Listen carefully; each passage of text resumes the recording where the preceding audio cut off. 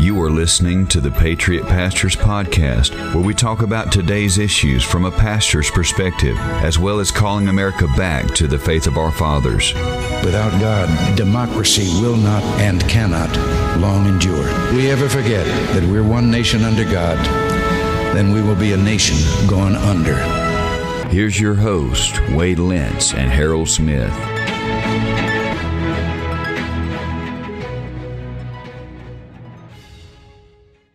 Welcome to the Patriot Pastor Podcast. My name is Harold Smith. I'm here with my co-host, Wade Lentz, the pastor of Beryl Baptist Church, and we are in the Prophet's Chamber. Yes, the Prophet's Chamber. Two prophets in a prophet chamber. What does that mean? A crowd. A crowd. Two's company, three's a crowd. I am in Central Arkansas did a couple of breakout sessions at the BMA of Arkansas state meeting today. And you graciously opened up the Prophet's Chamber for a traveling prophet. And since I was here and you were here, we pulled up a table and set up the podcast material. And we're going to do a podcast today on I think, a very needed topic. I think it's one that needs to be discussed, and it probably takes somebody like you and I to do the discussing. But we're going to talk about being politically correct, or the need to be politically incorrect, or really just being accused of being politically incorrect when you say the truth. Yeah. You know, I mean, that's basically, we live in a society where it's crazy, Wade. It is. You know, we live in a society that's and a culture where you're almost afraid to say something because you're going to offend someone. And I think this is just getting worse and worse. And as more and more people think of other things that you're not supposed to say that is offensive and so forth. And, you know, there's times when I preach behind a pulpit, and there's some things that I say, I'm thinking while I'm preaching, oh, wow, should I have said that? You know, is somebody going to be offended? And like, give you, for instance, is if I quote a black preacher, I'll say something like this, you know, the late, great black preacher, E.V. Hill, said this. Right. And I'm thinking, okay, I hope I didn't offend somebody by saying the word black. But because the African-American is the correct term, but you think about it, the term African-American doesn't necessarily define the color of a person, because, you know, Elon Musk, the new owner of Twitter, is white, yet he's an African-American. He's from South Africa. So I had a lady, I guess it's been about 3 years ago. It's like a Thanksgiving sermon, and I mentioned something about the Indians and the Pilgrims. Okay. It was really, really good sermon. Third grade stuff. So third grade stuff. Yes. Squanto, those people. Did you have all the kids in Sunday school cut out the brown paper sacks and make it? Well, I was wearing my pilgrim outfit. Okay. You know, yes. So anyway, I said Indians, and somebody came to me after the church, after the sermon, and said, you know, Brother Wade, it's Native American, Native American. And I said, no, they're Indians to me. They're Indians to me. You know, at least I didn't say Indians. Yeah. Or Redskins, you know. The thing about it is, I preach in several times, and you've preached there too, in Indian Baptist Church in Smithville, Oklahoma. It was a church planted by Indians to reach Indians, and they named it Indian Baptist Church. Yes. If they're okay with it, why does somebody who's not even an Indian have to come and correct us that you shouldn't say this? I mean, that's the whole point. That's why we need to have this discussion. Yeah, and that reminds me of last year. My youngest son, Maddox, was in kindergarten, and they had a dress-up day for Thanksgiving, and he dressed up as an Indian. There was a parent who was very upset that all the students dressed up in the Indian with the, their feathers and the face paint, and she said, "Oh, that's just degrading." And she told this to Amanda, and I said, "Do you want me to talk to her, or do you want to tell her how I feel?" So, and Amanda's like, "Don't say anything, Wade." But that's the society we live in. We can't even freely express ourselves, and everything we do is deemed as something offensive. And like you say, it's really not offensive to the person, such as the Indians. Yeah. And I don't know. It's just Most it's weird. African Americans I know refer to themselves as black. Yeah. Right. Here I am, a black man talking to you, a white man. And I don't Sure. say, oh, no, I'm Caucasian. Right. You know what I mean? European American. Yeah. We all understand. I mean, these are not derogatory terms. Right. And that's what gets me about being politically correct. It's like, okay, society, what have you deemed wrong today? I just kind of want to get up every morning and get a news memo that says, okay, effective today, November 3rd, this will no longer be acceptable. Yeah. And that's exactly the way it's headed. Especially with this LGBTQ plus junk. My brother works for a large corporation, and they are all the time taking their employees through sensitivity training.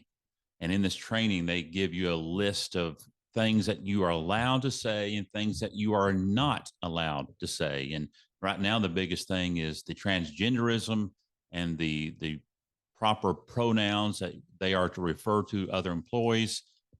Just a bunch of junk. And it's stupid. And they're cramming this down the employees' throats, and which creates a lot of difficulty, obviously. But just the other day, my brother received an email from this corporation he works for, and they were degrading the Conway public school system because the Conway public school system the school board voted to disregard, to not allow 2 books in the library, which were horribly pornographic. And because the school board voted not to allow them in the library, the LGBTQ plus crowd got all up in arms, calling a foul that this was just discrimination against them. And Lee received this email from his corporation he works for, and they just said how disappointed they are in the Conway Public High School and the school district, and that we are ensuring that all the LGBTQ plus crowd can find a safe haven here at this corporation. I won't name it, but what's so odd, Harold, is that their headquarters is in New York City, not Arkansas. Mm-hmm. So what right do they think they have to force their beliefs on a public school system here in Conway? But again, it goes back to political correctness and this junk that we constantly deal with. I'll tell you how this affects us. You know, we are preachers. We stand up 2, 3, sometimes in my instance, sometimes I preach 4 times a week. So if I'm delivering public addresses 4 times a week, maybe say 2 times a week, 3 times a week on average, how many opportunities in 3 or 4 hours of public speaking do I have to say something offensive? Mm-hmm. If we take and broaden everything that can be offensive, and we have this now laundry list of don't says, words that can no longer be used, words we grew up using and never used them in a derogatory way. What we've done is we've really put a hindrance publicly on people who make a living speaking. And so this is why in Congress, you see them reading scripted, heavily scripted. It's almost like watching a new Christian read a King James Bible. Right. They stumble through their speeches because they're so carefully orchestrated. I remember Asa Hutchinson talking about the carefully crafted language of his bill. I mean, he was so specific about the way he worded it out. People who make a living taking the word of God, an offensive book already, and laying it before the people, and they do that for 3-4 hours a week, we've just opened up Pandora's box of reasons to be mad at you and I. Exactly. Yes. And we're not setting out to make people mad. No. We're not on purpose trying to offend people.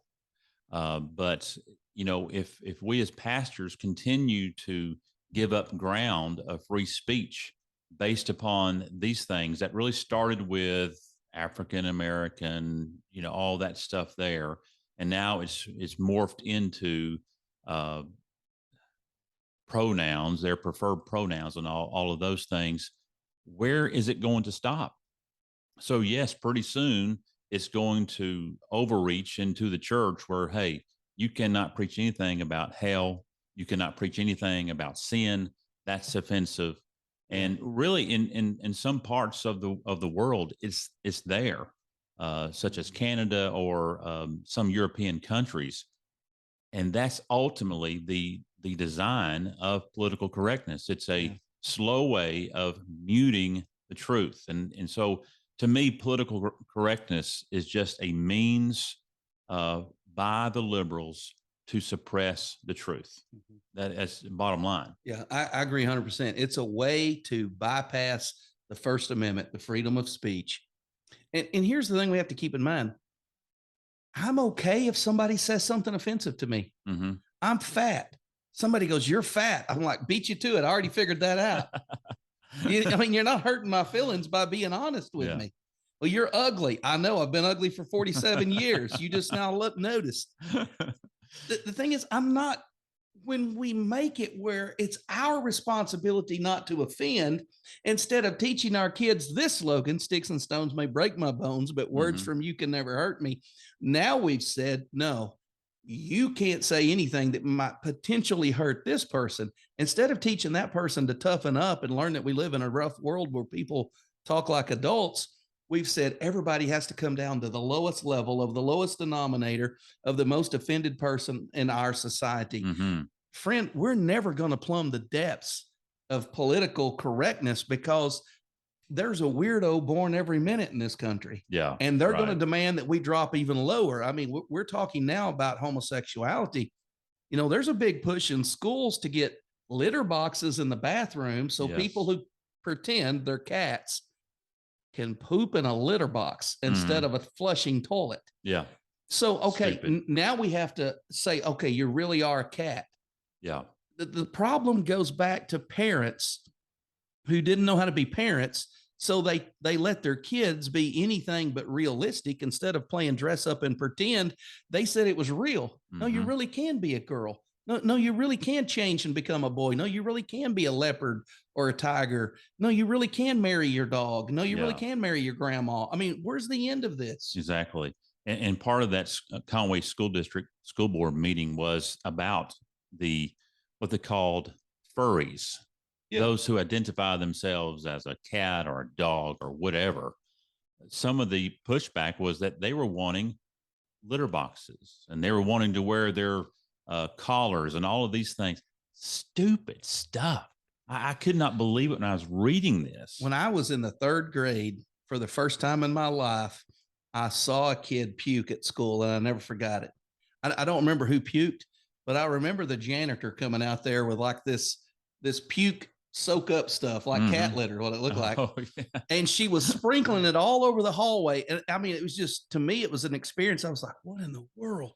And it smelled awful. And, in the third grade, I said, I have a whole new level of respect for school janitors. Mm-hmm. They're going around cleaning up every kid here's puke when they get sick.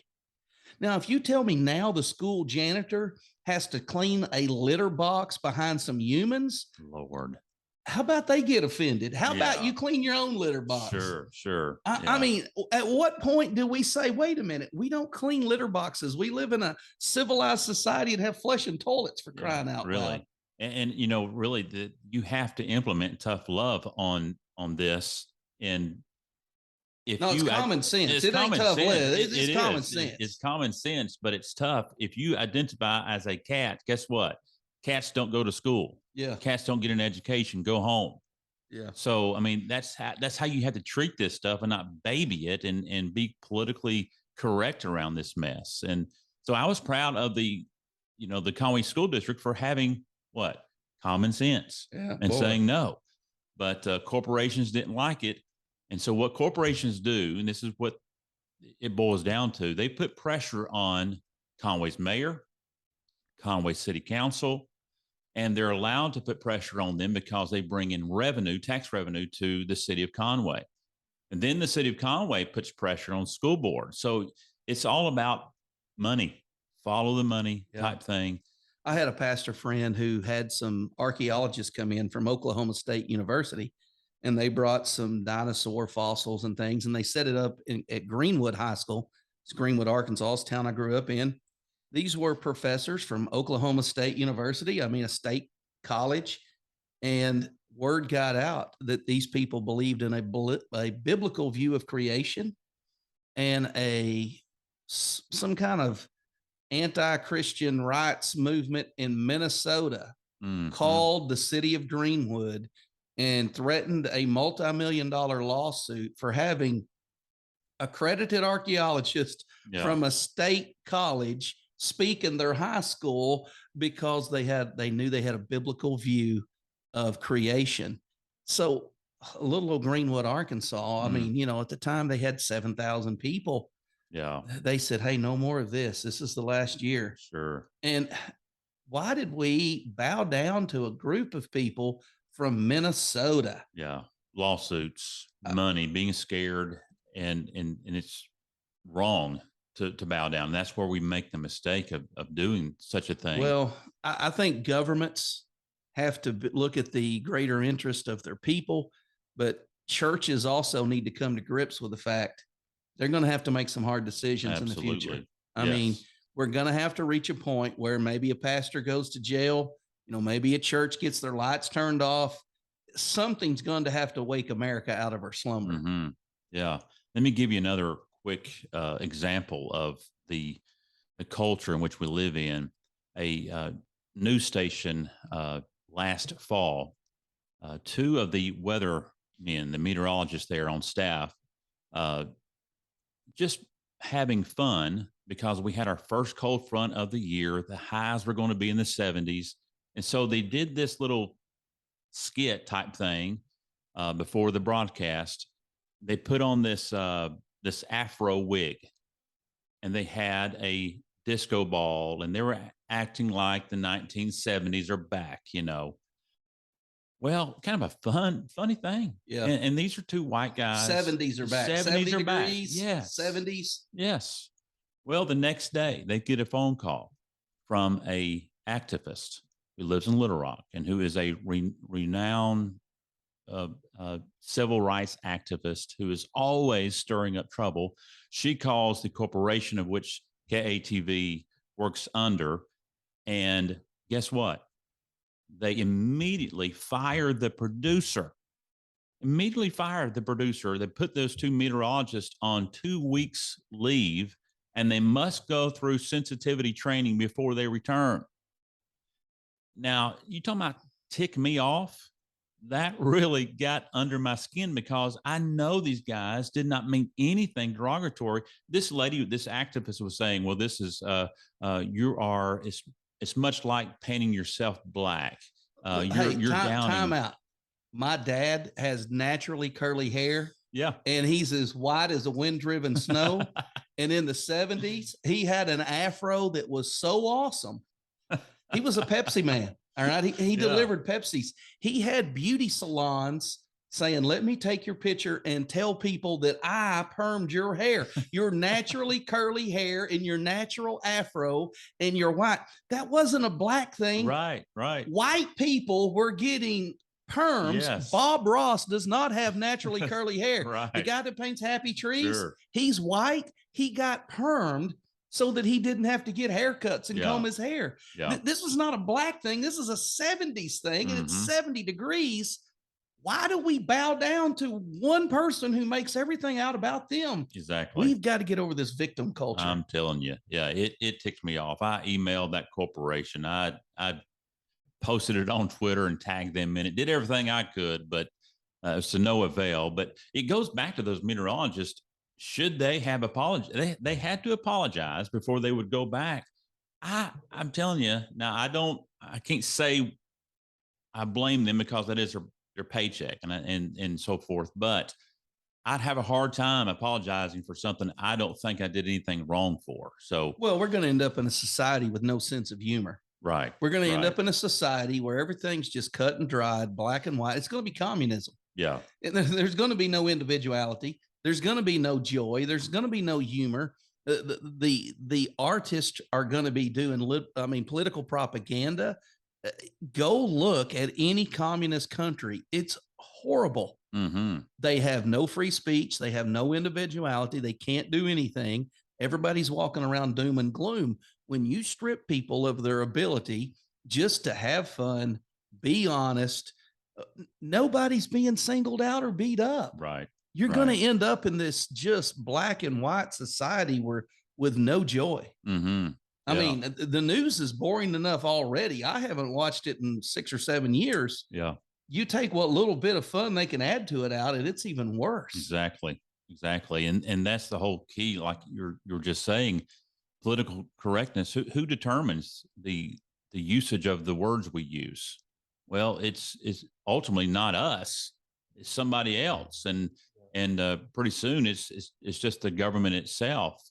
And we should not give in to this stuff. And especially as pastors, you give into this stuff and you are constantly being watchful for what you say. You're going to be that muzzle is going to extend upon your preaching and what you preach. I just think there's a major danger with this. Here's my advice to pastors. Be so good, be so kind, be so gentle. Don't go picking fights where one doesn't need to be picked. If a fight finds you, plant your feet in the ground, draw your sword and die on that mountain. But don't go fighting unnecessary fights, because fights are going to find you. But if you have this impeccable character, if you have this kind heart of a shepherd, then when people lay these charges against you, nobody's going to believe them. Mm-hmm. They're going to say, no, I know Harold Smith. He's not racist. There ain't a racist bone in his body. Right. No, he's well vested in these other communities and cultures. You took that wrong. Yeah. But if we're constantly out there being the shock jock, being edgy, pushing the envelope, as soon as somebody gets an opportunity to lay a charge against us, then everybody that hates us is going to pile on, Mm-hmm. And so my advice to you is be biblical, stand your ground, be very frank and candid when you preach, don't mix words. And then if somebody takes it wrong, apologize that they took it wrong, but don't apologize that you said it. Right.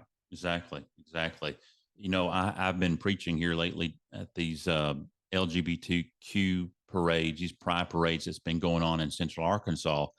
And just about every time I have done so, somebody has come up to me and said, well, you're just a racist or you're just a bigot. And it's because of the words I say, and that's their excuse to turn me off. And but as you said earlier, the only thing that's truly offensive is the cross of Jesus Christ, the foolishness of preaching, how the lost defines it. The word of God is offensive to sinful man. And, I think we don't need to apologize for such things. No, you and I are both likable guys. We have lots of friends. We're well known, well liked in our circles.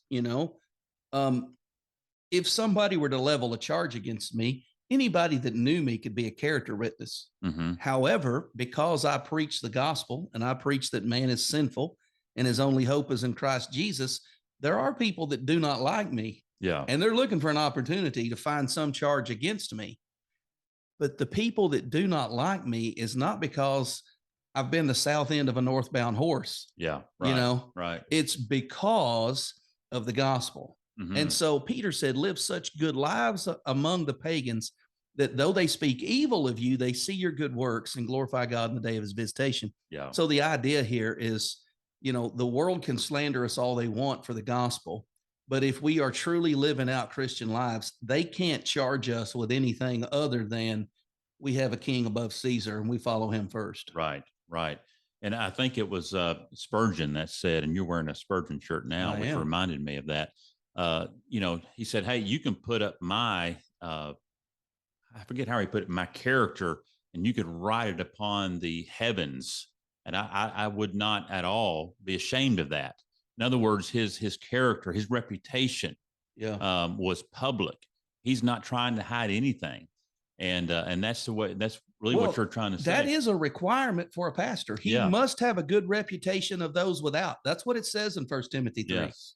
So we have to be well locked in our community. You know what that means? We pay our bills on time. If money is owed, we promptly pay it. Right. We're not the people that they're trying to track down and shake their money out of. We don't chew out the coaches at the Little League field. We don't cuss out the umpires at the ball games. Yeah. You know, we're not constantly antagonistic, causing problems. If we're living that kind of life and we accidentally say Indian instead of Native American, nobody says anything. And those kind of arguments don't get traction when someone says it. And I'm trying to think of people that are just well-respected people and they get away with stuff because nobody wants to hear it. You know, I think about the Reverend Billy Graham. Yeah. You know, I've got my fair share of disagreements with Billy Graham, but nobody would believe that Billy Graham said something bad. Yeah. You know what I mean? Because he's Billy Graham. Billy Graham. I mean, he wouldn't do that. Exactly. And so if we have that kind of character in life, it makes it harder for these charges to stick when some, you know, disgruntled person wants to throw them at us. Absolutely. Live above reproach. Above reproach. Yes, right. Absolutely. And, you know, we think about the major leagues and the NFL, how they're changing the Washington. I don't know. It used to be Redskins, and there's something else now. The Commanders. That's it. Okay. Yeah. And then the Cleveland used to be Indians. Does that mean Biden's their coach? He's the commander in chief. Yeah. Bless their heart. They're good. Losing season, I'm sure. But man, I could talk so much about political correctness because I hate it so much. I just think it gets on my nerves. There's a lot that gets on your nerves. Wade, you're thin-skinned. I know. A lot of people tell me, Brother Wade, we know. Tell us what you are for because we know what you're against. Yeah. So if you know me, you know what I'm against. I mean, you're looking at the two of us. If you're watching this online, I'm not fat. I'm thick-skinned. Wade is thin-skinned. Yeah. This is rhinoceros hide. There's no fat under this. I would get famished if I ate less than 2 times a day. Oh, man. So you're preaching for the BMA state convention type thing, state association. Association. Yeah, they're not a convention. So you're a big time preacher. No, it's a small time association. Man, I never got invited to preach. Well, I was in the Southern Baptist Convention for a long time. I wasn't in the Southern Baptist Convention for a long time. I grew up in the Southern Baptist Convention.